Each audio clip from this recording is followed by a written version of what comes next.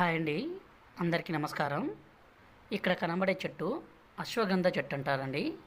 వీటి యొక్క కాయలు, ఆకులు, వేర్లు చాలా అంటే చాలా పవర్ఫుల్ కలిగినవండి. వీటిని మనం అన్ని ఆయుర్వేదిక్‌లో ఉపయోగిస్తామండి. అంతటి పవర్ఫుల్ గల ఒక దైవ వృక్షంలాగా దీన్ని భావిస్తామండి. వీటితో మనం తయారు చేయబడే ఒరిజినల్ మరుగుమందు చాలా అంటే చాలా ఉపయోగకరంగా ఉంటుందండి. ఈ వేర్లు ఎంతటి పవర్ఫుల్ అంటే ఎలాంటి వ్యక్తులనైనా సరే అండి మన చెప్పు చేతుల్లో తెచ్చుకునే విధంగా మార్చగలే దైవ వృక్షం అంటారండి దీన్ని. ఈ చెట్టు ద్వారా మరి ఒక 4, 5 చెట్లతో మరల మాతంగి, అత్తిపత్తి, అడవి గొర్ర వీటన్నిటితో కలిపి మేము ఒరిజినల్ మరుగుమందు తయారు చేస్తామండి. ఈ మరుగుమందుని ఎంతటి మొండి వ్యక్తులనైనా సరే మార్చగల శక్తి ఉంటుందండి.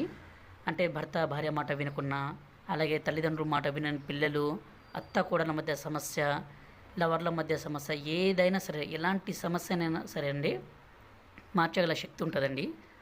ఈ మరుగుమందుని మేము 2 రకాలుగా తయారు చేస్తాము. ఒకటి పసరు రూపం అండి, రెండోది వచ్చేసి పౌడర్ రూపము.